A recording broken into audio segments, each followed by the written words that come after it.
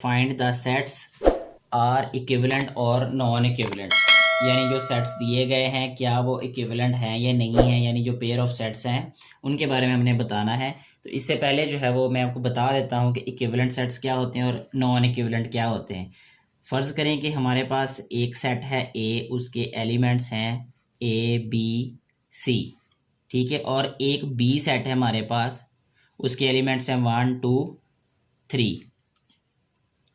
तो हमने सबसे पहले ये देख लेना है कि नंबर ऑफ़ एलिमेंट्स जो हैं अगर तो सेम हुए दोनों सेट्स में, ठीक है, तो दोनों सेट्स क्या होंगे, इक्विवेलेंट होंगे। इसमें नंबर ऑफ़ एलिमेंट्स कितने हैं 3, इसमें नंबर ऑफ़ एलिमेंट्स कितने हैं 3। नंबर्स कोई भी हो सकते हैं, यानी एलिमेंट्स जो हैं जो दिए हैं वो कुछ भी हो सकते हैं, वो ABC हो सकते हैं, 1 2 3 हो सकते हैं, वो फ्रैक्शन में हो सकते हैं, वो डेसिमल में हो सकते हैं।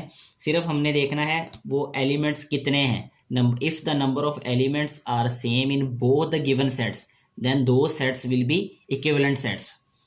अच्छा, अब देखें यहाँ पे इसमें 1 to 1 कोरेस्पोंडेंस होनी चाहिए। 1 to 1 कोरेस्पोंडेंस ऑटोमेटिकली हो जाएगी, जो बात मैंने आपको बताई है कि अगर नंबर ऑफ एलिमेंट सेम हुए तो 1 to 1 कोरेस्पोंडेंस तो हो ही जाएगी।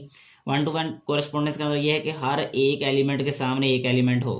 जैसे ये देखें, ये हर एक एलिमेंट के सामने एक एलिमेंट है, यानी जो फेस कर रहा हो उसको, एक्स्ट्रा कोई एलिमेंट ना हो, तो इसको कहते हैं इक्विवेलेंट सेट्स। अच्छा, अगर इसी की मिसाल हम ले रहे हैं ए, इस तरह लिख लें ए बी सी, और बी हम सेट को लिखें 1 2 3 एंड 4।